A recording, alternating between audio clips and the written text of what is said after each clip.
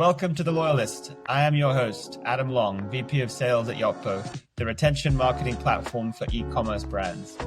In a world where shoppers are overwhelmed with options and loyalty is harder than ever to earn, we sit down with the people behind the brands that break through the noise. How did they determine the loyalty strategies for their brands, and what were the key factors they considered to create a lasting connection with their customers?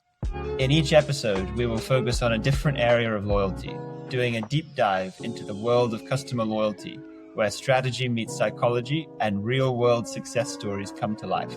We will find out what is the secret sauce that turns a cool product into a world-leading brand with loyal followers. In today's episode, I'm joined by Lawrence Norman, a professional basketball player turned global marketing executive and educator. His career spans leadership roles at Adidas, Reebok, and now he acts as head of strategy for Eastside Golf. On the side, he helps the next generation prepare for a career in marketing by teaching a class alongside the great Kareem Abdul-Jabbar. We'll be diving into loyalty that goes far beyond points and perks, discussing everything from cause marketing and celebrity partnerships to social responsibility and sneaker culture. We explore what emotional loyalty truly means and how brands build resonance in today's world. We discuss how brands like Adidas build real connections through culturally resonant campaigns like Impossible is Nothing and Parlay for the Oceans. This is one you don't want to miss. Lawrence, welcome to the Loyalist podcast. Thank you so much for joining us today. How are you doing? Doing great. Thanks, Adam. Thanks for having me. Well, it is a pleasure to have you on us. As you know, we're going to be talking today about driving emotional loyalty and the fact that loyalty is a feeling that people have. It's not necessarily, when we talk about loyalty programs, we talk about tactics and campaigns and things that brands do in order to boost loyalty, but ultimately loyalty is a feeling that people have towards other people, towards brands, towards whatever it might be. And how do we, as in the world of e-commerce and in business, how do we try and tap into that emotion in order to try and boost customer loyalty towards our brand and ultimately increase retention? So I think where I'd love to start, specifically as it relates to your background and your experience in your career, is the concept of talking to people on their terms. And there's this wonderful story I heard a while back, specifically about Nike. And there was a Nike leader who was talking in a room full of it was a business conference, I believe. And he said, "Put your hands up if you run." And most of the room put their hands up. And then he said, "Right, keep your hand up if you run once a week or more." And then he did the same 3 times a week, etc. And then he got to the point where the only people with their hands up were people who run like 5, 6, 7 times a week. And he said, "Right, you are who we are on the side of. It's the ones who are getting up at 5:30 every morning and getting, no matter rain, shine, snow, whatever, you're going out and you're running no matter what. You are the people that we are on the side of." And I think that kind of really hit me, because I think it's, you see these brands, Nike, Adidas, etc., at the forefront of peak performance with professional athletes. But it's actually that they were making that statement that we are on the side of you, the runner. And I think, with your experience in Adidas, I'd love to start with talking about the Impossible is Nothing campaign and what that meant and kind of the background behind that campaign, which I think most people don't know about today, and why that was sort of such an emotional and important campaign for Adidas in creating the brand identity that Adidas has today. So I'd love to for you to share that story and where that came from and why that is so important for what Adidas was trying to do in creating that kind of that empathy between the brand and its customer base. So I was with Adidas for a long time, for over 20 years, and we had a variety of different campaigns. The Impossible is Nothing was my favorite for a variety of reasons.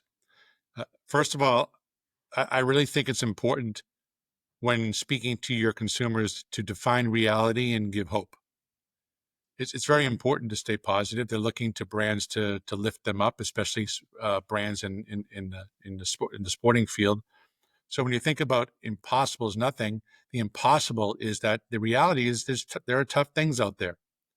But the is nothing is that, okay, there are tough things out there, but you can surpass those with hard work or with effort or with products that we can provide you to help you perform better. So I think that Impossible is Nothing campaign was very simple, it was very relatable, and the most important thing I think in marketing is to really put yourself in the skin of your consumer.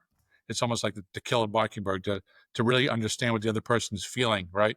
And it's important that athletes are up against a lot of obstacles in training, in the race or in the competition themselves, and you have to have this inner belief to surpass your limits that you can achieve anything.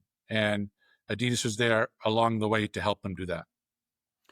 Yeah, and I love that. I think that's exactly right. I think it's connecting with your customers and what their struggle is, and how you as a brand represent what their struggle is.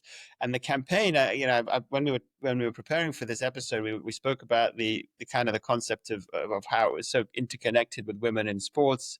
And Muhammad Ali was kind of at the forefront of it with his daughter.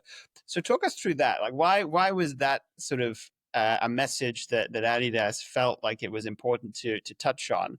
And obviously, you didn't choose to do it in like a very overt way, saying, we're here to support women getting more involved in support sport. Although that was obviously the underlying message, it was more subtle than that. So talk us through why that was the kind of the cause that you chose to take on, and secondly, why that was the way you chose to do it, why you thought that would deliver more of that emotional connection to your customers. A close friend of mine, his name is Uli Becker. He was the CMO at the time, and he was the one who spearheaded this campaign. He and I talk about this campaign often, and I use it in my class. I'm a professor at Clark University in a marketing class, and I always use this as an example of a brand really taking some risk, doing things differently to achieve their objectives. This campaign helped Adidas at the time win in Cannes and become the advertiser or brand of the year. So it not only resonated with me, it resonated with a lot of people. And back then, when the campaign was launched, this is before AI.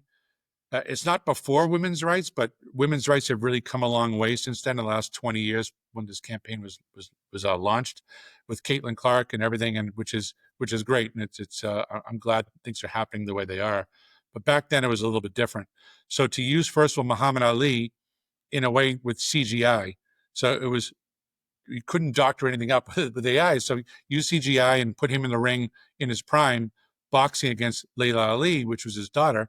Layla Ali at the time, I believe, was beginning her professional boxing career. She had like a 15-0 record, but to have her boxing against her father, you know, it stimulates us in a lot of ways. I mean, as a father myself, to I can relate just to see your daughter achieving things in the sporting realm, which I've done, really stirs a lot of emotions. But to utilize Muhammad Ali is that Adidas and Muhammad Ali were partners for a long time before this, going all the way back to when he was the greatest of all time. And not only was he the greatest of all time in the ring, but he was a pioneer and a champion for social justice.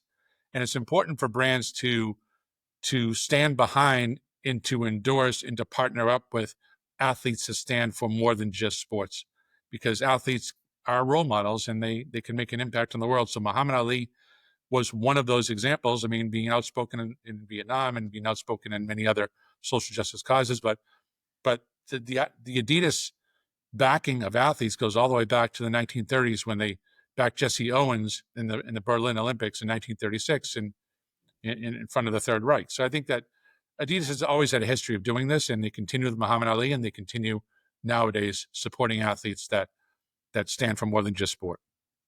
Yeah, and I think that's sort of a nice that leads us nicely onto the kind of the next campaign that I wanted to touch on, which is the Addy Zero Crazy Light campaign that you were a part of, which you'll tell it better than I do, but obviously Adidas at the time was kind of at the forefront of trying to create the lightest basketball sneaker, the lightest equipment for basketball players to use, and I really love that commercial because you use Derrick Rose, and it's not just him on the basketball court, it's like, slam dunking left and right. It does include that, shots of that, but it also is him sort of walking through uh, through neighborhoods and sort of where he came from. And so it's telling that story of where he came from and where he got to, and I guess the struggle of that journey. So like speaking of what you were just saying there, like that story you're trying to tell, like why was that a journey that you wanted to tell? Why do you think that was something that, in light of all of those athletes that you spoke about that Adidas has worked with, why was Derek Rose the guy that you wanted to partner with on this, and what was the kind of the connection you were trying to make with the audience through presenting him in that way in this commercial? When you're creating brand loyalty, there's a variety of ways to do it. I mean, signing athletes like Muhammad Ali or like Derrick Rose, that's part of it. One of the 4 Ps, I guess that's the most important. But you have to have great product, and it all starts with that. And a brand like Adidas is all about listening to the athlete and finding a way to provide the athlete to be one step quicker or jump 1 inch higher and to be a little bit more successful in what they're doing. So, as a former basketball player, I've been around a lot of athletes, and my own personal insights that if you're wearing lighter products, whether it's a lighter basketball shoe or a lighter uniform or a lighter ankle brace, whatever it is, it gives you the opportunity to play with less weight and to be a little bit quicker. And at the same time, a lot of athletes at the time were taping their ankles and wearing things underneath their clothes, so they didn't really need that outer layer of product to weigh as much. So our vision at Adidas Basketball at the time was to create the lightest products across the whole spectrum. And the Crazy Light, the premium product in basketball is the basketball shoe. It's the most important thing for the athlete. So we had a goal of launching the lightest basketball shoe, and it took us 3 or 4 years to build it. We needed the right endorsees, and Derrick Rose was the youngest MVP in the history of the NBA, and he was Rookie of the Year, and also had all the, what's not to like about Derrick Rose?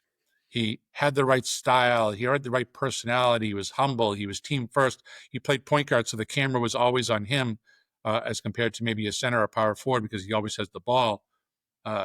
He's family first. He has the right values. I mean, everything about him was right.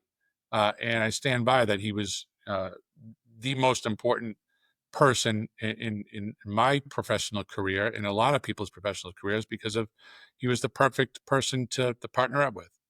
And the Crazy Light was one product. The Crazy Light was one product. We sold over 1 million pairs right out of the gate, and consumers really gravitated towards that. But we expanded that into NBA uniforms that were the lightest ones ever with Revolution 30, and the lightest ankle brace with the Speed Wrap. So we really were living out our vision of becoming the lightest basketball brand to generate demand, but also to increase brand loyalty and advocacy for Adidas and for Adidas basketball.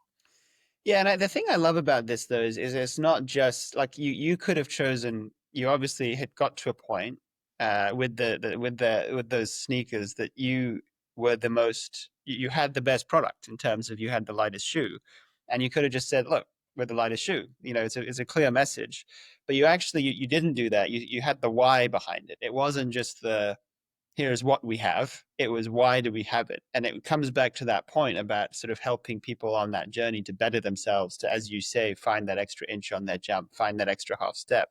And I also love the fact that it wasn't just this kind of commercial. You also sort of paired it with other things sort of which also sort of connected with that story. So for example, your partnership with the McDonald's All-American games, and getting all of the high school All-American players on that in that game to wear those shoes as part of it, which is obviously kind of that's the you're not a star yet, but we're going to help you on your journey to become a star.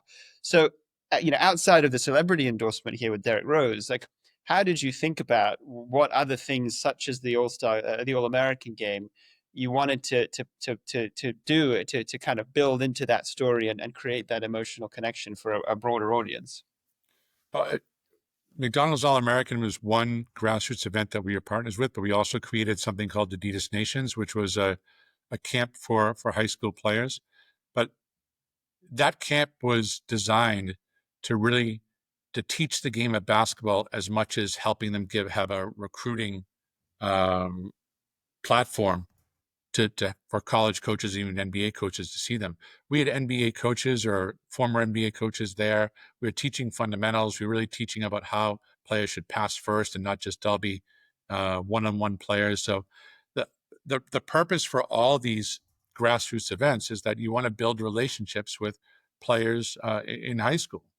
And that consumer for Adidas, but not only Adidas, for Nike, for Adidas, for Amazon, for Apple, for many, many major companies and brands, that consumer is critical because that 16, 17-year-old consumer is influencing their younger brother and sister and also influencing their parents.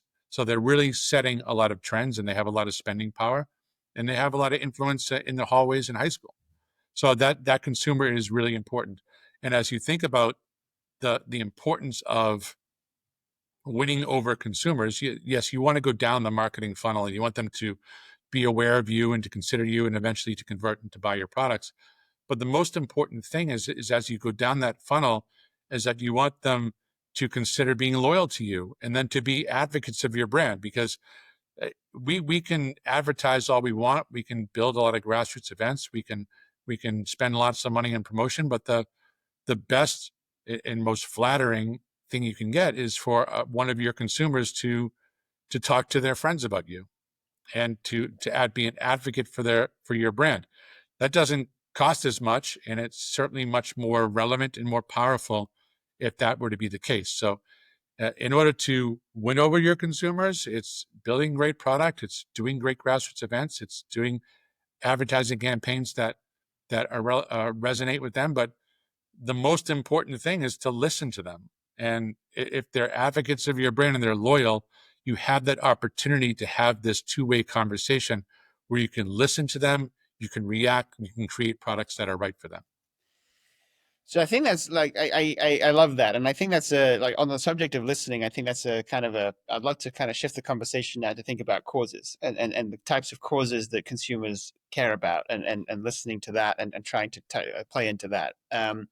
And how consumers are nowadays, especially younger generations, are looking for sort of a higher meaning, a higher purpose in the products that they're purchasing beyond just the day-to-day functional aspect that they might provide. Um, one of my favorite sort of stories or versions of a brand that sort of is all in on this is Patagonia, and how basically the founder, sort of connected to what we were just saying, he himself was an avid climber, an avid surfer. He cared passionately about doing those activities, so he decided he wanted to create a business which created the best products to help people do those things. And then when he did it, he realized, well, actually, there's a huge environmental impact of the industry that he was trying to be a part of. And so he dedicated himself to making Patagonia as environmentally friendly as possible, using recycled materials, limiting carbon footprint, etc. And that's obviously very similar to what you guys did at Adidas with the Parley for the Oceans campaign and using recycled plastic. So you just said there a second ago, listen to your consumers. I'm sure Adidas, massive global brand, millions of consumers, and with a multitude of different opinions and beliefs and causes that they might care about. Why was this something that you decided to go with, and what was the kind of the driving force behind it, and why do you think it was such a great success for you as a business? Well, you listen to consumers and you also listen to the data. And the data is clear that if you have two equal products you have a white shoe and a white shoe, two different brands, same price, and one of those products has a cause attached to it and one of them doesn't.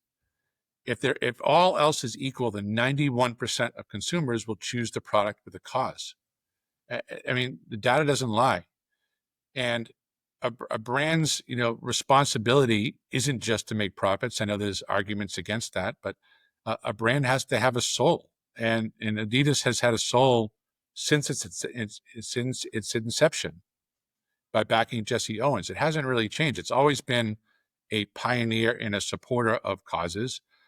There was one pivotal moment where the vision of the brand, led by the CEO at the time, a great CEO named Eric Steininger, changed the vision of the company to "Our passion for sport makes the world a better place." And that right then and there, the brand started backing even more specific causes that tied to sport. Peace Players was one, which were bringing people from divided communities together on the basketball court where you can put your differences apart. It's all about just whether you can play or not. And that started in Northern Ireland between Protestants and Catholics and bringing them together.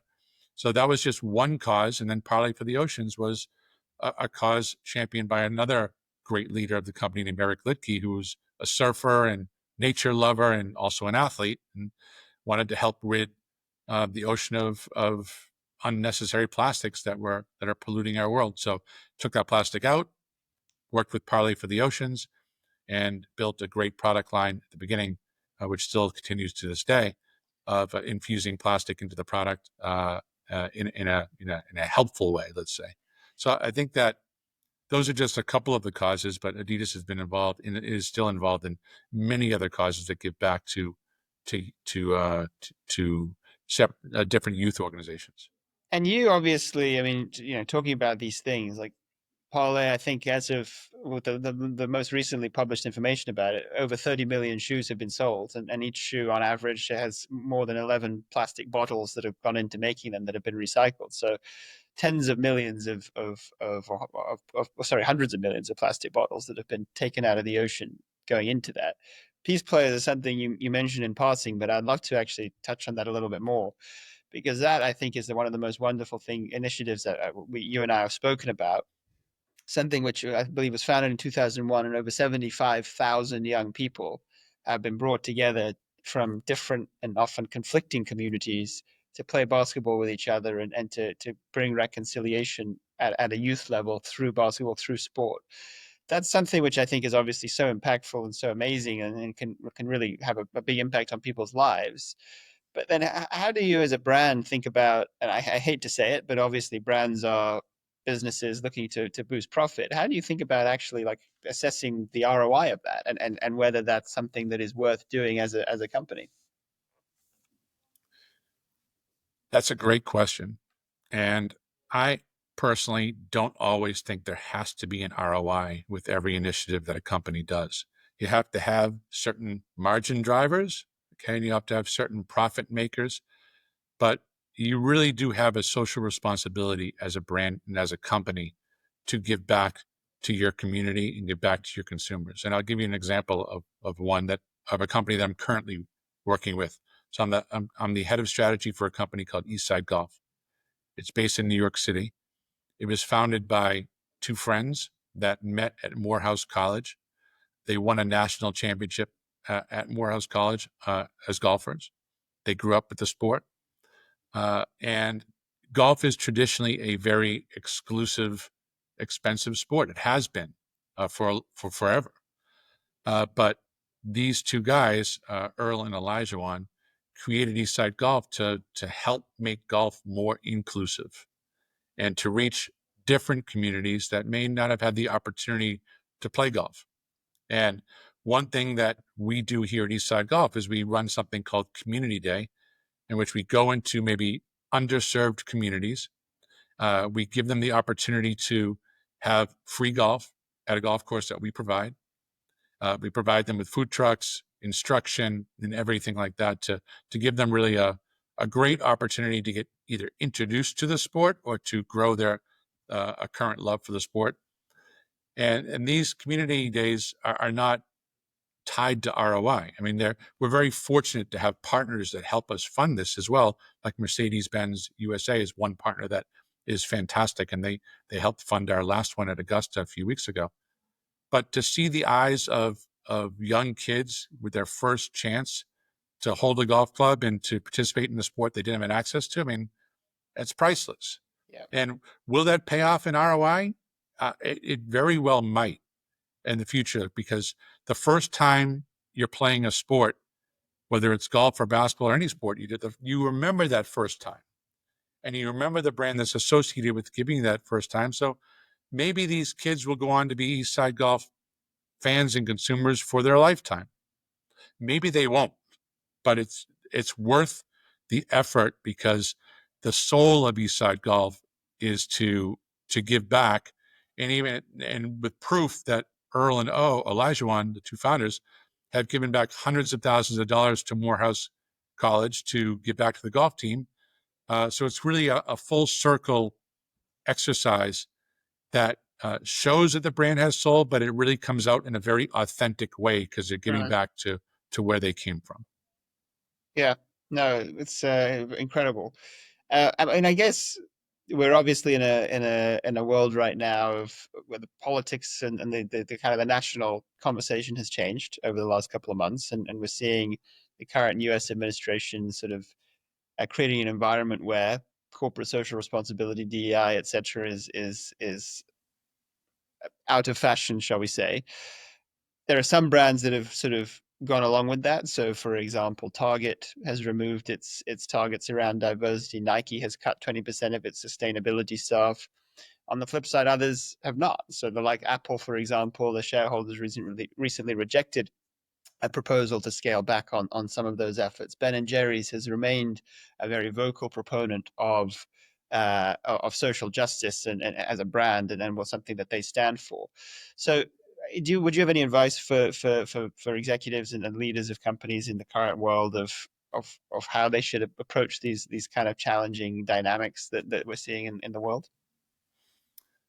Yeah, I would say that, especially with startup companies like ours, which has only been around since 2019, you've got to really stand by and stick with what got you here when it comes to values, ethics, and morals, and the way that you give back to the community. You may have to scale things down in a certain financial climate, but just like as an individual person, I mean, this is who you are, and if you sway too far from that, it just doesn't come across as being authentic and real.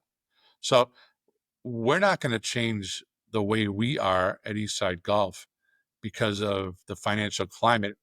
You may need to scale things down and you may need to change some business practices or how much products you bring to market or what price they are at some point. But when it comes to the identity and the DNA of the company, that's not going to change and it shouldn't. And I would advise other companies to really stand by that no matter what. And I think that comes back to exactly what we were saying earlier in the podcast around the emotional connection, like the why you have as a business. Why are you doing what you're doing, and why does that connect with what your customers want and what they care about, and their own sort of struggle or goals or ambitions in using your products. And as you say, I think if you try and change that, then they will see that, and you will lose that emotional connection, and ultimately that you'll lose the driver of the loyalty that they had for you in the first place. You um you work so hard. Once you get consumers to go down that funnel and become loyal and advocates, I mean, it costs so much more to go back and try to find new consumers than to grow the business with the people that you already have. You work for years. You do campaigns, you have one-on-one communication with your best consumers, you do limited edition products, maybe targeted towards them. You do all these different initiatives for your best people. And if you sway, they like you for specific reasons. They like for what you stand for. They like the quality of your products, but they like the DNA of the company.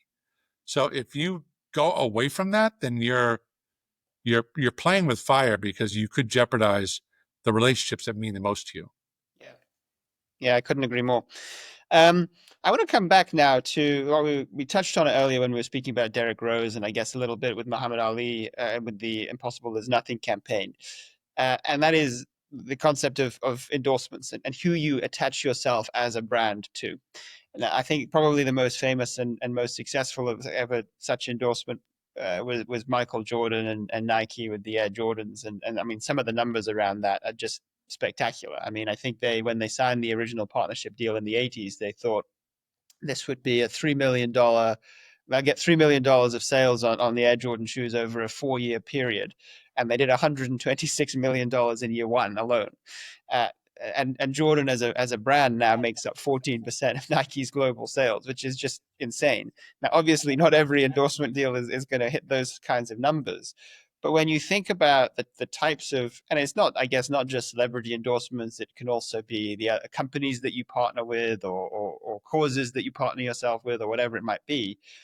How do you like what do you think is what makes a good endorsement deal? What are the kinds of what do you look for in a partner? What do you think are the things that actually are going to help take a brand, boost that connection, that a consumer might have with your brand through the partnership that you have? I think it starts with brand affinity. Like, does the endorsee uh, like your brand and want to be with your brand? That is something that you can imagine that there's going to be opportunities for athletes or entertainers or musicians to sign with a brand because it's a paycheck, and I get that. But you really would be the best case if they already love your brand. That's number one. Then when it comes to, are they going to be on time, and are they going to show up for advertising shoots, and are they going to deliver what they say they're going to? I mean, that's also very important. And then when it comes past that, it's style, it's personality, it's social media audience and engagement. Are they posting, and what are they posting about, and how often are they, and how close are they with their audience? What do they stand for in general? I mean, I think that you've got to be careful because you want to make sure that you align your values, which is probably the most important thing. You align your values with that athlete as well. Depending on the sport, what position they play, a quarterback is more valuable than an offensive lineman in football and in American football. And in same thing as in European football, the striker is way more valuable than a fullback, just because the camera is on them and they get a lot of the glory. But those are typically the athletes that are uh, more inspirational to people all over the world. So, and it depends on what your brand is and whether you're going to look to sports or music or entertainment or politics. I mean, you got to try to align with what your objectives are. So there's really a lot of different buckets to consider with an athlete, and it's not always easy to find the right one, even if you think you have, because you've got all these buckets done, and then you have to negotiate a price and Yeah. negotiate terms with the athlete. And if you come to an agreement, you hope that it works out, and many times it does, but sometimes it doesn't. I mean, to what extent do you think the emotional connection that a person might have with an athlete naturally translates to the brand that they might endorse? So I'll give you an example. I'm a tennis player. When I was a kid, I was obsessed with Roger Federer. He used Wilson tennis rackets, so therefore I used Wilson tennis rackets because I had such an emotional connection to him as my idol as an athlete that I wanted to be like him and use the same equipment as he used. But do you think that's something that you see across all types of celebrity endorsements, or do you think there needs to be something more sort of something deeper than that? And I think, for example, again coming back to the Adidas example, you have partnered with people who are not athletes, like you've done partnerships with Beyonce, for example. So I wonder, do you think there's the same emotional connection? If I'm a Beyonce fan, I'm going to use Adidas because she's endorsed them, or not because she isn't more a sort of an athlete, as that there's a less natural connection between the brand and the person who's endorsing them. I would say brands believe that it to be the case if they're signing an athlete, a musician, entertainer, that it will pay off for them. Right? These with Beyonce or with Derrick Rose or with Michael Jordan, these deals aren't cheap. So there has to be a belief that these ambassadors can help boost two things. One is sales and the other is brand image. It's not always the case, and I think that especially when it comes to musicians and entertainers, I mean, Pharrell Williams is a great example for Adidas that has been a successful one, and there are others that haven't worked out as well. So you hope that there's macro influencer partnerships and there's micro influencer partnerships. The macros are the Beyoncés and the Pharrell Williams and the Derrick Roses and the Michael Jordans of the world, but there are a lot of micro influencers which are pretty relevant these days. They cost less. You get in on the ground floor with them, that they potentially could be a macro influencer. They have a smaller social audience, but they have a tighter relationship with their audience. Mm-hmm. And since they're less expensive, instead of signing one macro influencer with 100 million followers, you can sign, 1,000 micro influencers with 10,000 or 100,000 followers. And it might be a different strategy that will work. It may take more work because you have to monitor all those 1,000 micro influencers, but at the same time, it's not one right way to do it. And brands, typically the bigger brands will do macro and micro, but especially for a startup company with not a lot of marketing working budget or money to use, then micro influencers might be a better way to build your brand through reputable people that share your values, that have good, deep relationships with consumers, that also love your brand. Yeah, I think this is we're jumping ahead a little bit, but that's okay. Like this, I think I think a lot of what we've spoken about today, whether it's big endorsement deals, whether it's big sort of global programs like Parlay for the Oceans and so on, it's all well and good us talking about this. Adidas can do that, and Mercedes Benz can do things and so on. But it's very challenging if you're a smaller brand to do anything of that. Well, it's impossible to do anything with that kind of scale. So how you've already spoken a little bit about your time at Eastside Golf and the community days that you do.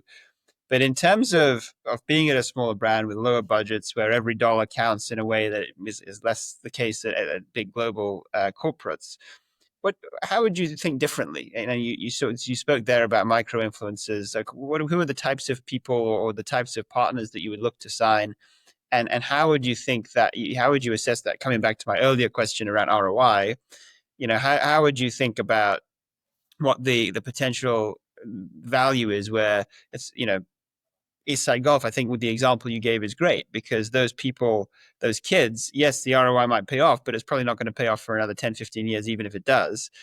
And a lot of brands, e-com brands, don't have 10, 15 years to wait for their efforts to pay off. So how would you balance those competing priorities as a smaller brand?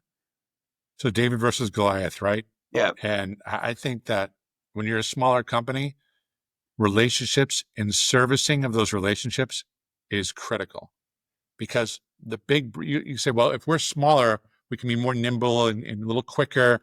But as we develop organic relationships with, for example, Chris Paul wore Eastside Golf during the NBA bubble at a time when all cameras were on him, and this really helped us boost the brand. That's an organic relationship, and somebody like that we have to stay really close with and make sure that if they need to be serviced or we send them some stuff with a handwritten note, it's just a little details go a long way with somebody like Chris Paul or with somebody that is maybe has 5,000 followers that is just up and coming. But the other thing that I think is really critical is to be very data centric and to have KPIs that you're always paying attention to every single day. How many sessions are coming in? What's the AOV, the average order value? That's critical. The lifetime value of the consumer, the ROAS, the return on ad spend, all these things just to really keep an eye on this and to work to increase these metrics over time. I know that every good brand would do this, big brands and small brands, but for us, it's really important because the majority of our business is done on our own website, direct to consumer. So we have to go there and we have to understand, how many people are coming there, how many people are converting, and how much are they spending. Those are the first three metrics to pop up. And we're looking at this every single day. I mean, our CEO is fantastic in this world. He's really dialed into the data and the details not every day, every hour. And that's the way that a smaller brand can succeed, by being more data driven and detail focused and being better servicer of our consumers and our ambassadors. Yeah. Yeah. Okay. The last sort of topic I want to touch on today is experience marketing and how you can use experiences as a brand to drive this kind of emotional connection and more brand loyalty. And the best example that I can think of is Starbucks, and in Howard Schultz's book about him building Starbucks, he talks about his inspiration for Starbucks was when he was in Italy and he went to espresso bars where the culture is very much you order your espresso, you drink it at the counter, and you leave. And that's what he was initially trying to build before he realized that actually that's not what the American consumer wanted. And actually the American consumer wanted, yes, high quality coffee, which has obviously kind of been a driving force for them all along, and high quality everything, which is the experience they're trying to give. But he talks about sort of trying to create a third space. So it's not the office, it's not the home, it's something in between, which is a space that people can come into and have a minute out, whether it's a mom who's just dropped the kids off at school and needs 5 minutes of peace where she can, sit down, have a coffee and breathe, or whether it's someone who's just on their way into the office and wants 5 minutes, 10 minutes, 20 minutes to read the newspaper with a coffee before they have their busy day. Whatever it might be, it's creating that space which is separate from the hustle and bustle of day-to-day life. And that's become, although it was never intended in the first place, it's become such a core part of the Starbucks brand and what has brought people back over and over again. So I think I love that because it was never intended. It sort of came out of, to your point, what the customer wanted and the kind of the feedback and listening and seeing how they engage with the brand. Do you think about, when you think about, you said Eastside Golf's DTC predominantly, it's an online experience. You obviously don't have that experience of people coming in store and whether it's Starbucks in the third space, whether it's Lululemon and having, yoga classes in their stores. You don't have that kind of physical interaction in the same way. So how do you at Eastside Golf think about creating those kinds of experiences which are going to foster loyalty in light of that? Well, there's two ways to do it. I mean, the majority of our business is D2C, but we are going to be opening up our first Eastside Golf store in the Detroit airport in the next couple of months. So we are thinking that direction. But at the same time, when you don't have that physical space, you have to bring golf to where people are.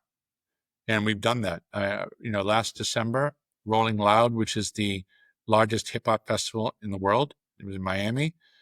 We had I wouldn't even call it a booth. We had a section of that festival set up with putting greens and a whole golf experience. And we have to bring golf to where people are. And we had a pop-up with Shopify in Soho, again, with a putting green in the store and a putting green on the sidewalk outside. So it's if you don't have the space, you have to create experiences with new space.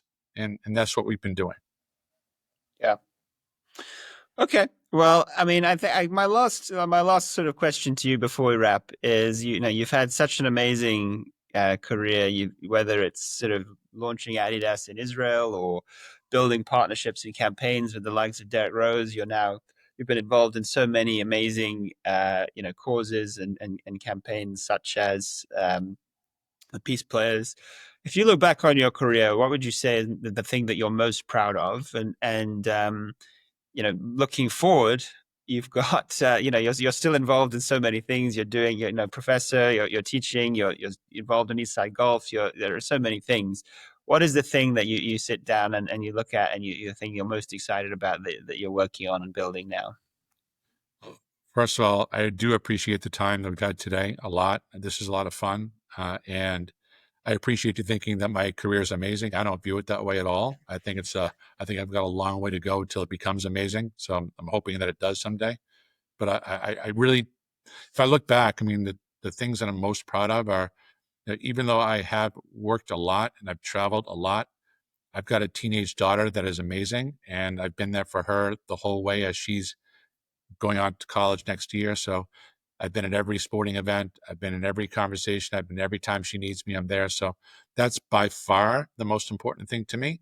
And then once I get outside of family, the mentorships, I've mentored hundreds of people, either at Adidas during my time or at Eastside Golf or at Clark University where I'm a professor. So, I mean, hundreds and hundreds of people, just simple advice on what to look for in a job and how to land an internship and how to thrive there on day one and just how to stick to your values. So that is by far my best achievement. And that's something that's ongoing. Incredible. Well, it's amazing to hear. And I've loved talking to you both on this podcast and also in the sessions we did in the build up to it. So Lawrence, I want to thank you so much for your time. Thank you for joining us on the Loyalist podcast. And I can't wait to see you again and to speak more about this one-on-one without the mics recording us. But Lawrence, thank you for the time. It's been a pleasure. And we look forward to sharing this episode with the wider world. Thank you. This was a lot of fun. I really enjoyed it. Have a great day. Enjoying the Loyalists? Follow us wherever you listen to podcasts so you never miss an episode. And for even more expert insights, strategies, and the latest loyalty trends, subscribe to our newsletter linked in the show notes and have them delivered straight to your inbox. Thank you for listening and see you next time.